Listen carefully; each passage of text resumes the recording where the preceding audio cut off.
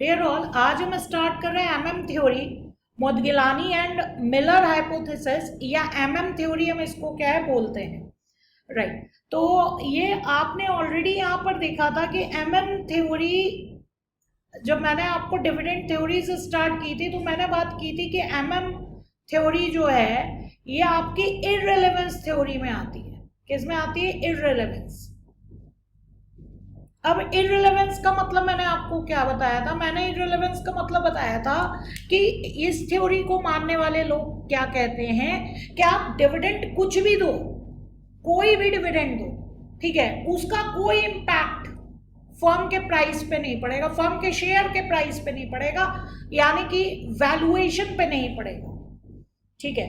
तो MM theory क्या है? इररिलेवेंस अप्रोच को फॉलो करती है। मैंने पहले ही लिख दिया है क्या है, इररिलेवेंस अप्रोच को क्या है, फॉलो करती है। और ये थ्योरी मेन ये बोलती है कि आप डिविडेंड ज्यादा दो, कम दो, ठीक है, फर्म की वैल्यू पे कोई इफेक्ट इसका नहीं पड़ेगा, यानी कि जो प्राइस ऑफ फर्म्स स्टॉक है, यानी कि कंपनी का जो शेयर है उसके प्राइस पे कोई इम्पैक्ट नहीं पड़ेगा। समझ में आ रही बात? ये चीज यहां पर एमएम थ्योरी ने बोली है, ठीक है। आगे बढ़ते हैं। अब देखो ये चीज होती कैसे है। पहले मैं तुम्हें पूरी कहानी सुनाती हूँ, ध्यान से सुनना। एक बात बताओ, ये सब शेयर होल्डर्स हैं, सब शेयर होल्डर्स हैं, ठीक है। तुम सब सपोज मेरी कंपनी के शेयर होल्डर्स हो। मेरी कंपनी है, पूजा रिप्रेजेंट कर रही है पूजा's कंपनी को, राइट। तुम सबके पास मेरे कंपनी के शेयर्स हैं। तुम आज मुझसे डिविडेंड ले लो, तुम आज मुझसे डिविडेंड क्या है ले लो, ठीक है। मेरे को अगर फंड की रिक्वायरमेंट है, ठीक है, तो फंड की रिक्वायरमेंट के लिए, फंड की रिक्वायरमेंट मतलब मेरे पास इन्वेस्टमेंट प्रोजेक्ट्स हैं, ठीक है, और फंड की रिक्वायरमेंट है, तो मैं औरों को शेयर होल्डर बना लूंगी, औरों को शेयर होल्डर्स बना लूंगी, ठीक है, फ्रेश इशू के थ्रू। और इक्विटी शेयर क्या है, मार्केट में इशू कर दूंगी, फ्रेश इशू कर दूंगी, और ये जो तुम्हारा घर है इसमें और लोग आ जाएंगे, यानी खाने वाले मुंह बढ़ जाएंगे। कोई बात नहीं बेटा, तुम सबको डिविडेंड चाहिए, ले लो, दे देती हूं तुम्हें डिविडेंड। मेरी कंपनी है, मुझे फंड की रिक्वायरमेंट है, मैं और फ्रेश इशू कर लूंगी और शेयर्स मार्केट में इशू कर लूंगी, और फ्यूचर में जो तुम लोग का वोटिंग राइट्स है वो डाइल्यूट हो जाएगा, तुम लोग का वोटिंग राइट्स डाइल्यूट हो जाएगा, क्योंकि तुम्हारे साथ साथ डिविडेंड खाने वाले और भी लोग आ जाएंगे और नए शेयर होल्डर्स आ जाएंगे, और तुमको फ्यूचर में डिविडेंड क्या मिलेगा, कम मिलेगा। तो इसका मतलब क्या हुआ कि आज अगर तुम डिविडेंड खाते हो तो तुमको फ्यूचर में डिविडेंड क्या मिलेगा, कम मिलेगा। और इसके बदले अगर तुम आज, दूसरा अल्टरनेटिव क्या है कि जो तुम लोग हो, तुम लोग आज मुझसे डिविडेंड मत लो, ठीक है, आज की डेट में तुम मुझसे डिविडेंड मत लो, डिविडेंड मत लो, तो ये जो अमाउंट है इसी को मैं क्या करूंगी, री इन्वेस्ट करूंगी, और री इन्वेस्ट करके जो अर्निंग होगी वो अर्निंग तुम ही लोग तो आपस में बांटोगे, आखिर तुम्हारे ही तो पैसा है सब कुछ, तो आज डिविडेंड मत लो। तो अब एक बात बताओ, क्या कंपनी को कोई फर्क पड़ा? अगर शेयर होल्डर्स आज डिविडेंड ले लेते हैं, ले लो भाई, ले लो डिविडेंड, मुझे कोई फर्क नहीं पड़ता, मैं कंपनी हूं, मुझे कोई फर्क नहीं पड़ता, मेरे को अगर फंड की रिक्वायरमेंट होगी मैं फ्रेश इशू करके और फंड क्या है रेस कर लूंगी। तुम ही लोग को दिक्कत है, आज खा रहे हो तो फ्यूचर में कम खाओगे, फ्यूचर में आपको डिविडेंड और कम मिलेगा, क्योंकि खाने वाले मुंह यानी कि नंबर ऑफ शेयर होल्डर्स और बढ़ जाएंगे, आपका कंट्रोल डाइल्यूट हो जाएगा। आप अगर आज की डेट में डिविडेंड नहीं लेते हो और मैं वही पैसा रिटेन अर्निंग्स के तौर पे जो है वही पैसा अपने प्रोजेक्ट में इन्वेस्ट कर देती हूँ, ठीक है, तो फ्यूचर में आप ही को तो कमा के दूंगी, आखिर मेरा है कौन? जो पैसा लगा रहा है वही तो है, यानी कि तुम हो। मेरी बात समझ में आई कि नहीं आई? एमएम थ्योरी आई कि नहीं आई समझ? डाउट हो तो प्लीज पूछो। समझ में आ गई बात? ठीक है, तो ये एमएम थ्योरी बोल रही है, 1961 में आई थी, राइट। इररिलेवेंस थ्योरी के समर्थक थे, ये फॉलोअर थे। तो market value of equity shares जो है किसी भी हालत में इन्फ्लुएंस्ड नहीं होती है कि आप कितना डिविडेंड बांट रहे हो, इस बात से इन्फ्लुएंस्ड नहीं होती है, नॉट इन्फ्लुएंस्ड, ठीक है। Market value of equity share is not affected by the dividend size, ठीक है। Under hypothesis, there is no meaningful distinction between dividend and share repurchases, ठीक है। दोनों केसेस में रिटर्न जो है किसको जा रहा है? शेयर होल्डर्स को ही जा रहा है। एजम्पशंस क्या है?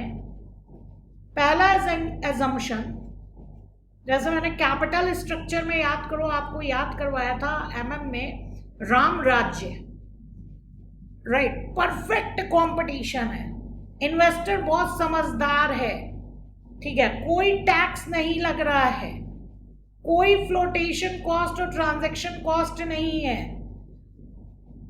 रिस्क ऑफ अनसर्टेनिटी है ही नहीं, ठीक है, फिक्स्ड इन्वेस्टमेंट पॉलिसीज है।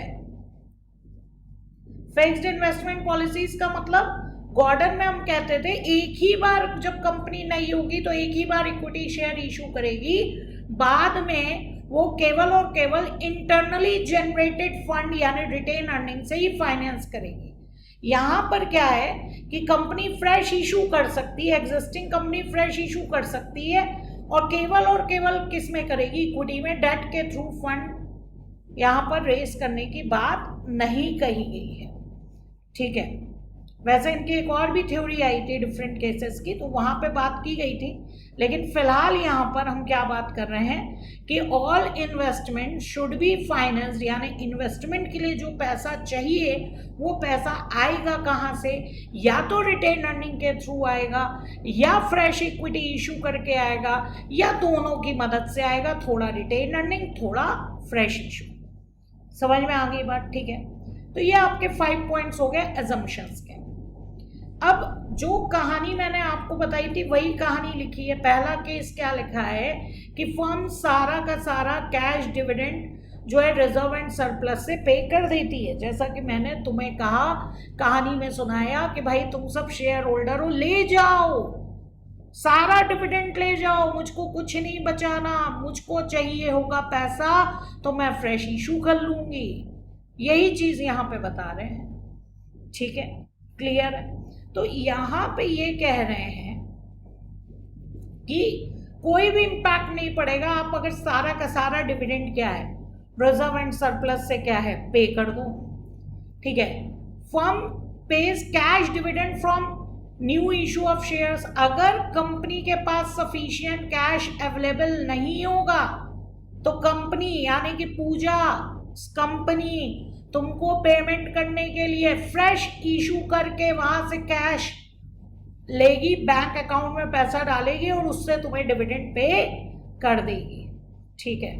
तो यहाँ पे कोई दिक्कत नहीं है, ले लो, लेते जाओ, ठीक है, लेकिन तुम्हारा ही लॉस होगा।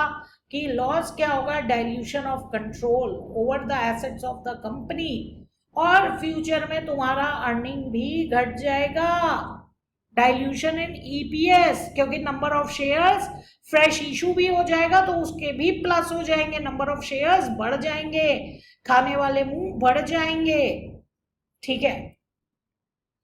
अगर फर्म डिविडेंड पे नहीं करती है, ये दूसरा केस जो और करके मैंने लिखा था, अगर डिविडेंड पे नहीं करती है, ठीक है, तो उस केस में क्या होगा?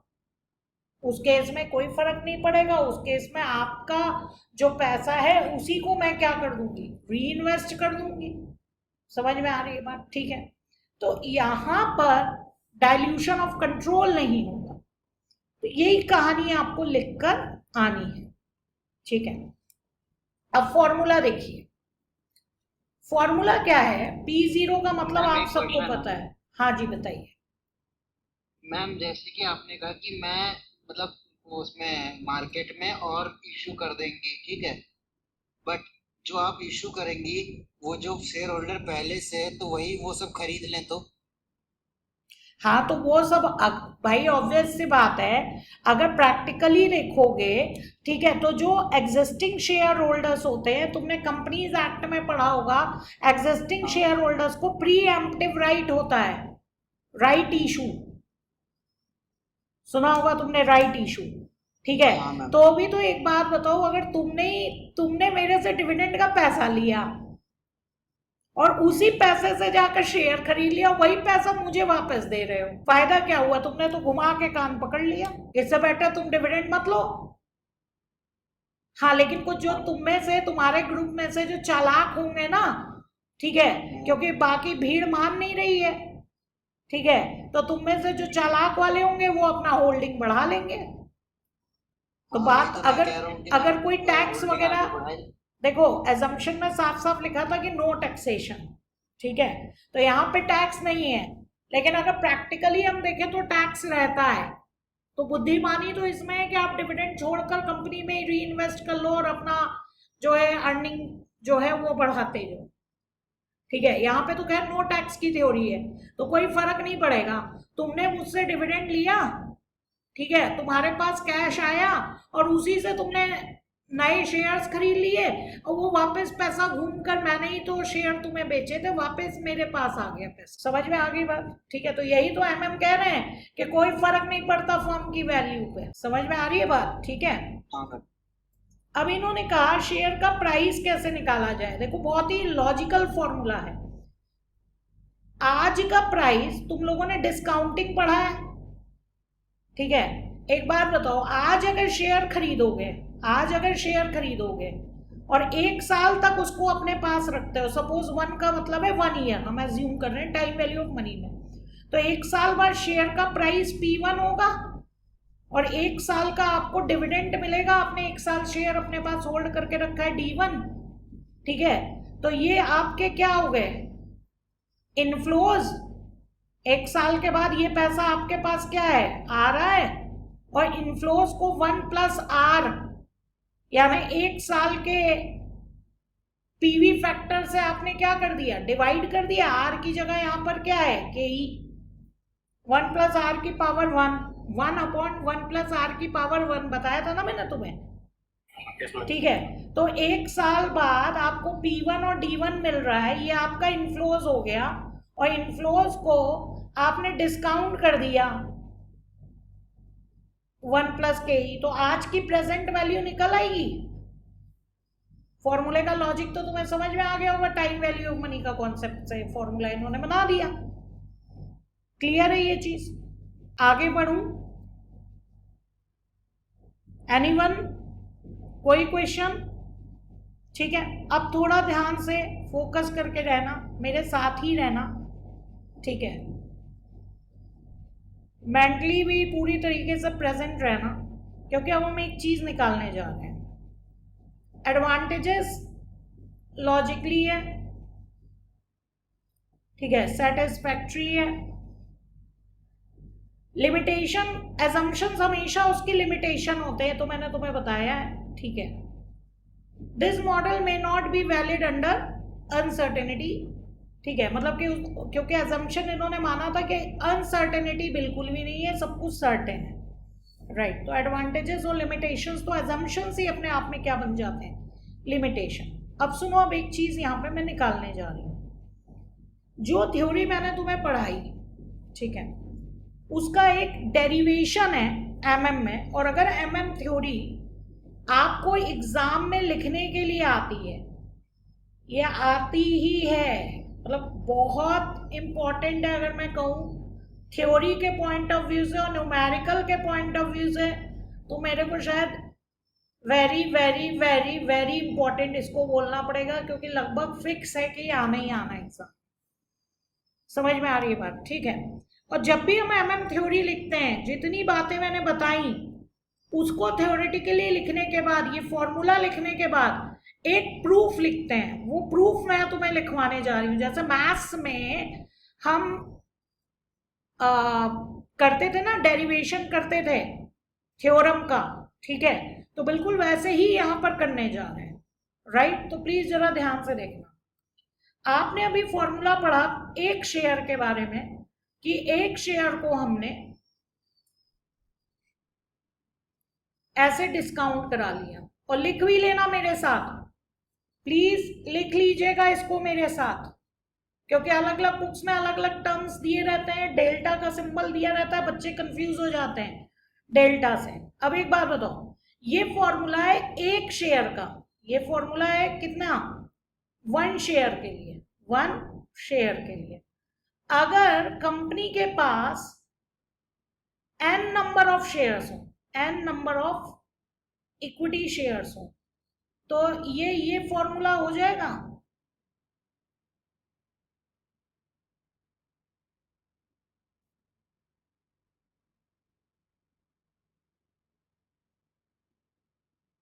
कोई दिक्कत? No ma'am.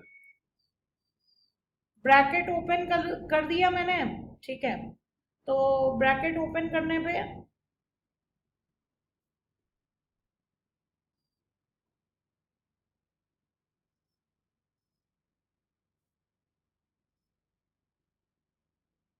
ये आपका आ गया, right.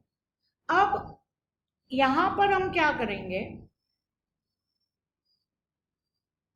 m number of new shares issue करेंगे, फ्रेश इशू। ये तो हो गया एग्जिस्टिंग नंबर, ये आपको समझ में आ रहा होगा। अगर ऑलरेडी पूजास कंपनी है और मेरी कंपनी ने 1 लाख रुपए, 1 lakh number of shares, not rupees, 1 lakh number of shares already issued कर रखे हैं, ठीक है, तो n क्या हो जाएगा, 1 लाख, ठीक है। और सपोज मेरी कंपनी 50,000 और शेयर्स क्या है इशू करने जा रही है, फर्दर फ्रेश इशू करने जो है वो जा रही है, ठीक है। एम हम बोल रहे हैं न्यू इशूड शेयर्स, एम क्या है, न्यू इशूड शेयर्स, ठीक है। तो उसको हम क्या करते हैं यहाँ पे एम, और 1 साल बाद, अब यहाँ पे एक चीज देखना, ये जो फ्रेश इशू है ये हम 1 साल बाद करेंगे, ये जो फ्रेश इशू है ये हम 1 साल बाद करेंगे, ठीक है। तो यहाँ पे जब आप fresh m number of shares की बात करते हो, तो ये शेयर P0 पे इशू करेंगे कि P1 पे करेंगे, P0 पे करेंगे कि P1 पे करेंगे, P1 पे करेंगे। तो MP1 हो गया, प्लस किया। अब प्लस किया है तो मैथ्स के अकॉर्डिंग इसको माइनस भी करना पड़ेगा, क्योंकि ऐसे ही तो कोई चीज हम प्लस कर नहीं देते हैं, या तो दोनों और प्लस करते हैं, ठीक है। तो मैथ्स के अकॉर्डिंग हम इसको क्या करेंगे, माइनस भी करेंगे। इतना वर्किंग समझ में आया तुम लोगों को, ठीक है, क्लियर है, राइट। अब यहाँ पे देखना, हमने ब्रैकेट ओपन करके रखा है, MP1 हमने फ्रेश इशू किया, माइनस MP1 हमने कर लिया, ठीक है। अब यहाँ पर अगर हम इसको और इसको साथ में रख दें, MP0 इक्वल टू ND1 को हम आगे ले आते हैं, ठीक है, और यहाँ P1 को क्या कर देते हैं, कॉमन ले लेते हैं, n प्लस m ब्रैकेट में आ जाएगा और माइनस MP1 आ जाएगा,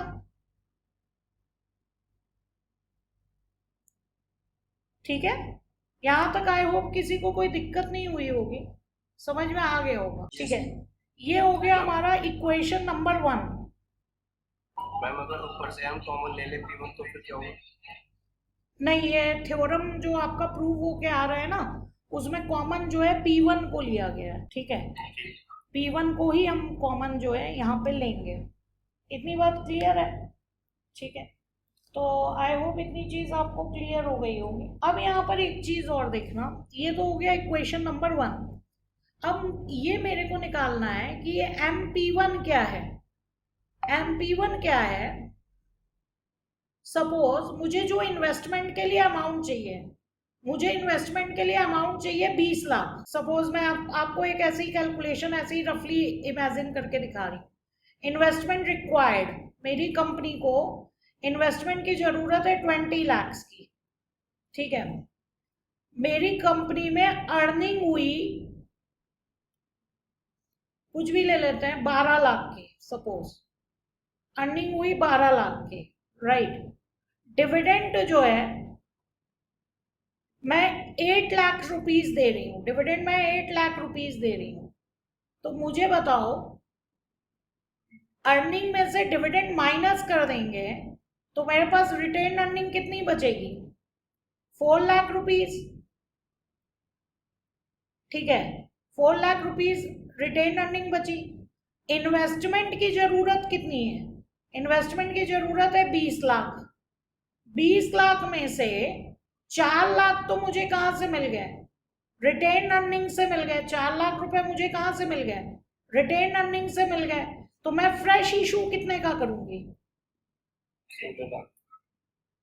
16 लाख का करूंगी। समझ में आ रही है बात। तो इस इन्वेस्टमेंट रिक्वायरमेंट को हम बोल रहे हैं आई, इसको हम बोल रहे हैं ई, इसको हम बोल रहे हैं ND1। समझ में आ गई बात, ठीक है। इसको हम क्या बोल रहे हैं, ND1, राइट। तो मेरा ये वाला फॉर्मूला बन जाएगा EI minus ND1। N number of shares, जो एग्जिस्टिंग नंबर ऑफ शेयर्स थे उसमें से जितना डिविडेंड बांटना था उसको मैंने मल्टीप्लाइड करके लिख दिया। कोई दिक्कत इस फॉर्मूले में, बताओ समझ में आ गया? नहीं आया तो प्लीज पूछ लो, ठीक है। इसका मैंने आपको डेरिवेशन ये दे दिया है, ये मैंने आपको इसका लॉजिक बता दिया है। समझ में आ रही है बात, ठीक है। अब यहाँ पर क्या है कि हम क्या करेंगे, इक्वेशन 1 को उठाएंगे, ये हो गया हमारा equation 2। Put the equation 2 in equation 1। Equation 1 हमारा क्या था, NP0 equal to ND1 plus P1 N plus M minus MP1, right, ठीक है। अब हम क्या करेंगे, ये जो है ना, ये MP1 की जगह ये इक्वेशन रख देंगे। तो आ गया NP0 equal to ND1 plus P1 N plus M minus bracket में रखा I minus E minus ND1। अरे इसके नीचे मैं एक चीज लिखना भूल गई थी, 1 प्लस KE, यहाँ पे आ गया 1 प्लस KE, राइट। अब हम क्या करेंगे, ब्रैकेट ओपन कर देंगे। तो NP0 equal to ND1 plus P1 N plus M minus हो जाएगा, minus plus minus I minus minus plus, एक मिनट, सबसे पहले तो ये वाला ब्रैकेट खोलोगे तो माइनस E आ रहा होगा प्लस ND1 आ रहा होगा। इसको सॉल्व करोगे ना तो माइनस E आ रहा होगा प्लस ND1 आ रहा होगा। तो माइनस माइनस ये आपका क्या हो जाएगा, प्लस E हो जाएगा, ठीक है। और वो जो प्लस है वो क्या हो जाएगा, माइनस हो जाएगा, माइनस ND1 ये यहाँ पे क्या हो जाता है, कैंसिल। ये हमारा एक जो है फाइनल फॉर्मूला निकल कर आया। ये भी यूज होता है, 2 फॉर्मूले MM में यूज होते हैं। एक तो जो मैंने आपको पहला फर्स्ट वन करवाया कि P0 equal to P1 plus D1 upon 1 plus KE, ठीक है, ये वाला फॉर्मूला यूज होता है। और अब जो फाइनल मैं लिखने जा रही हूँ ये वाला फॉर्मूला यूज होता है।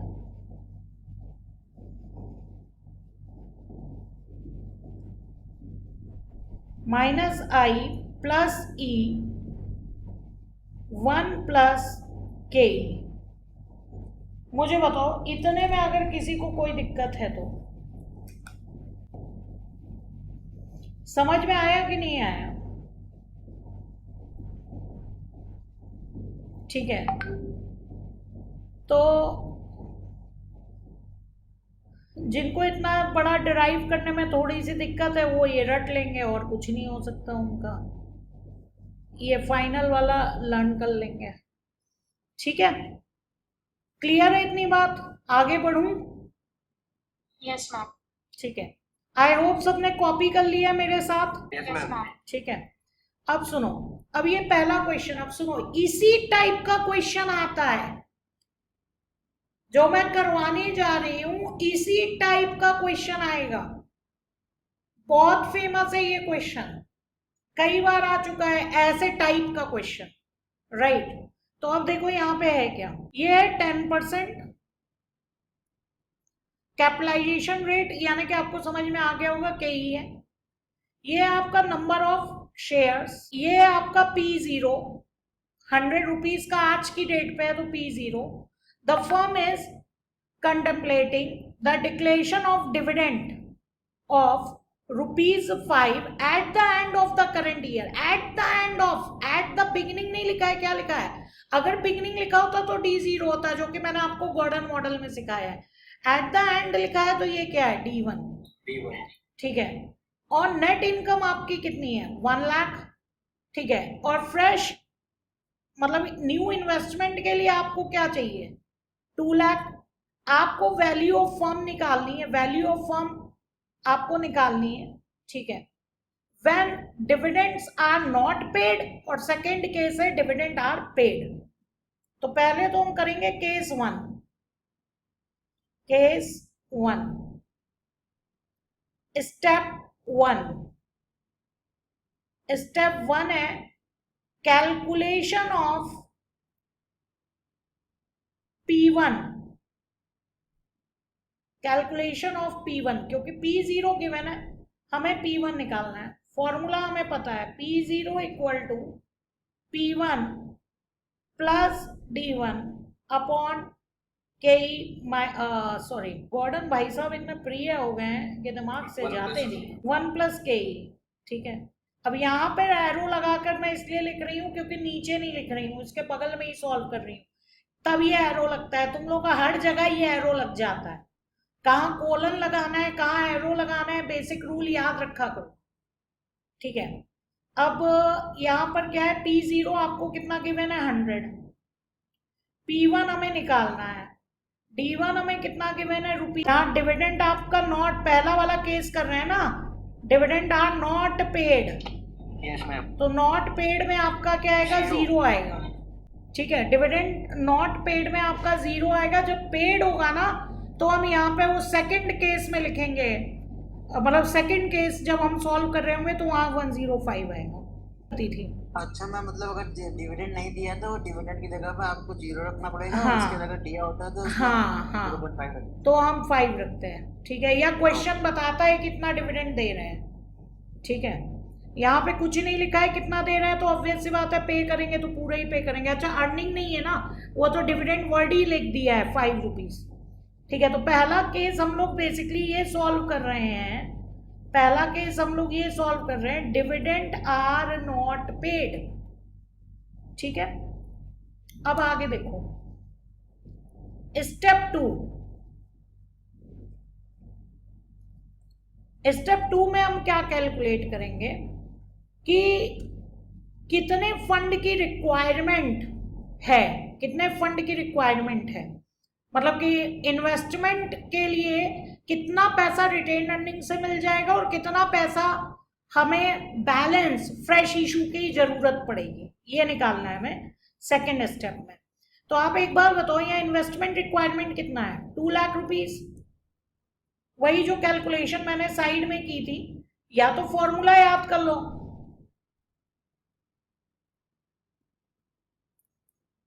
इन्वेस्टमेंट रिक्वायरमेंट कितनी है? ₹2 लाख। अर्निंग कितनी है? अर्निंग मतलब इनकम, अर्निंग दी थी 1 लाख,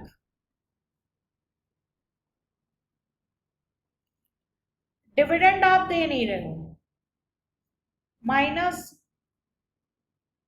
डिविडेंड पेड, तो यहां पे हमारा डिविडेंड क्या है, नील।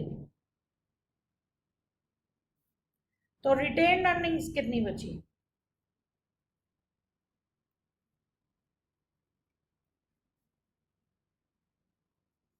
₹1 लाख। अब एक बात बताओ,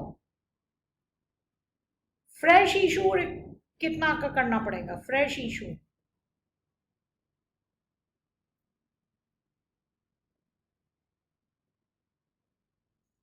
2 लाख की जरूरत है, 1 लाख रुपए क्या है, घर से मिल गया। 1 लाख और इशू कर देंगे फिर मैम। हाँ ठीक है, तो मतलब कि ₹2 लाख माइनस ₹1 लाख, आपका कितना आ गया, ₹1 लाख। ठीक है, दूसरा तरीका ये था, आप सीधे सीधे ये वाला फॉर्मूला लगा लेते हैं, दिस वन। क्या था फॉर्मूला, MP1, M क्या है, new issue, fresh issued number of shares, P1 क्या है, प्राइस क्या रहेगा। कैसे निकालते थे, I minus E minus ND1, ऐसे निकालते थे। ठीक है, तो यहां पर I कितना था, 2 लाख रुपीस, माइनस अर्निंग कितनी थी, 1 लाख रुपीस, और डिविडेंड आपने कुछ दिया नहीं था, तो डायरेक्ट आपका कितना आ गया, 1 लाख। तो चाहे फॉर्मूले से करो चाहे ऐसे करो, स्टेप 2 आपका निकल आया। ठीक है, कि फ्रेश इशू कितना चाहिए, फ्रेश इशू निकाल दिया हमने। स्टेप 2 में हमने क्या निकाला, फ्रेश इशू का amount,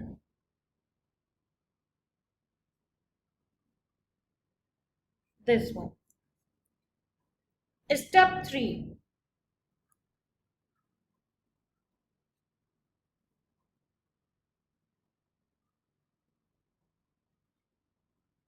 fresh issued shares number चाहिए। ठीक है, तो फ्रेश इशू कितने का है, 1 लाख रुपीस का।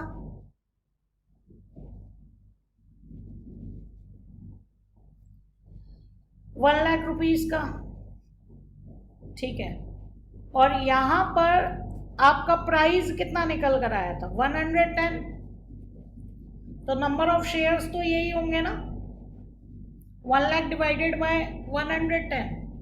ठीक है, स्टेप 4, वैल्यू ऑफ फर्म निकालनी है, value of firm. Value of firm का जो सबसे लास्ट में हमने प्रूफ करके फॉर्मूला निकाला था, दिस वन, ये वैल्यू ऑफ फर्म, आज की फर्म की वैल्यू क्या है, ये इसका फॉर्मूला है। ठीक है, ये वाला इसका फॉर्मूला है। तो अब यहां पे क्या है, NP0 इक्वल टू आपका P1 था ना, P1 N प्लस M, इसके बाद आप क्या करोगे, minus I plus E upon 1 plus KE, यही था ना फॉर्मूला आपका। हाँ ठीक है, ठीक है। अब एक बात बताओ, P1 हमें पता है कितना है, 110 है। N existing number of shares कितने हैं, 10,000 है, ये भी पता है हमें, 10,000 है, plus new number of shares अभी आपने लिखे 1 लाख डिवाइडेड बाय 110। पॉइंट में आता है इसलिए मैंने इसको डायरेक्ट ऐसे लिख दिया है, क्योंकि यहाँ बड़ी इक्वेशन में तो सॉल्व हो ही जाएगा। माइनस आई आपका कितना दिया हुआ था, 2 लाख,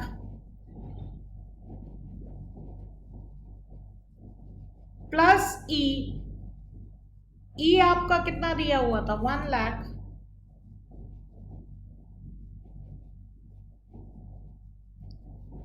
डिवाइडेड बाय के ही आपका 10% दिया था 1 प्लस 0.1। अब यहां पे देखना, इसको सॉल्व करने के लिए 110 को 10,000 से मल्टीप्लाइड करना है तो 110 उधर कट जाएगा। सही कह रहे हैं ना? इस 110 को इसका भी डिनोमिनेटर बना दें, 10,000 का भी डिनोमिनेटर बना दें, तो हमें 110 ऊपर और नीचे मल्टीप्लाई करना होगा। ठीक है, और फिर ये जो कॉमन बन जाएगा 110 इसका डिनोमिनेटर, तो ये और ये कट जाएंगे आपस में। ठीक है, तो 10,000 को 110 से मल्टीप्लाई कर लो, कितना आया 11 लाख। यहाँ पे आएगा 11 लाख प्लस 1 लाख,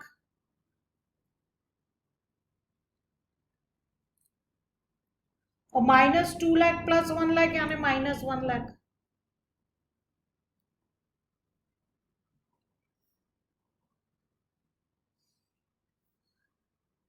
और यहाँ पे आपका आ जाएगा 11 लाख, तो फर्म की वैल्यू 10 लाख आ रही होगी। Yes ma'am. ये आ गई हमारी फर्म की वैल्यू 10 लाख। Yes ma'am. ठीक है, अब इसी तरीके से फटाफट हमें केस 2 कर देना है। सेम मेथड है। केस 2 में हमारा क्या था, when dividend are paid, step 1 P1 हमें निकालना था।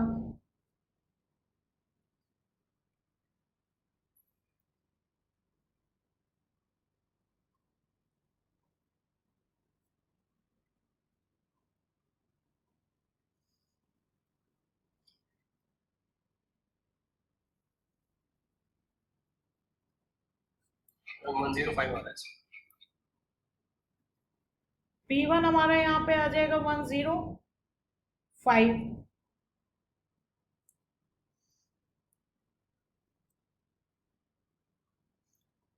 स्टेप 2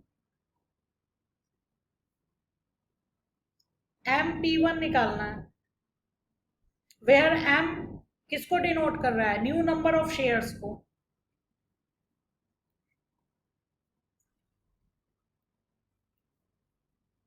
I हमारा 2 लाख था,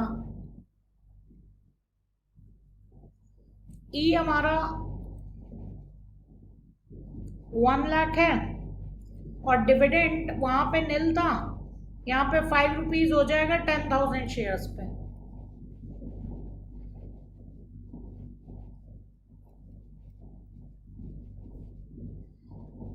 $10,000 नंबर ऑफ शेयर्स थे, D1 था 5, 50,000, तो 2 लाख माइनस 50,000 यानी कि रुपीज 1,50,000। कोई दिक्कत? ये हो गया step 2। Step 3 number of shares यानी M निकालना है। M क्या हो जाएगा आपका 1,50,000 फ्रेश इशू, ये आपका फ्रेश इशू निकला ना। MP1 आपका क्या था, fresh issue. Fresh issue divided by P1, और P1 अभी आप क्या निकाल कर बैठे हो, रुपीज 105, तो 105 हो गया। Step 4 value of firm. Value of firm NP0, M plus N, P1 minus I plus E upon 1 plus KE। P1 हमारा कितना है 105,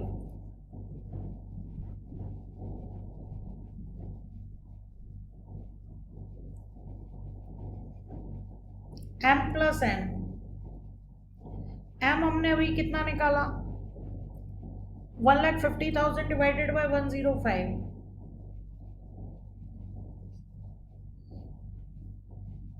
प्लस 10,000। ठीक है, minus I 2 lakh plus 1 lakh minus 2 lakh plus 1 lakh divided by 1.1, solve कर लो। 10 लाख आ रहा है मैम। 10 लाख ही आएगा, क्योंकि ऑब्वियस सी बात है, अभी आपको क्या सिखाया मैंने, एमएम मॉडल ये बोलता है कि कोई भी डिविडेंड पॉलिसी अपना लो, फर्म की वैल्यू पे कोई भी चेंज नहीं आएगा।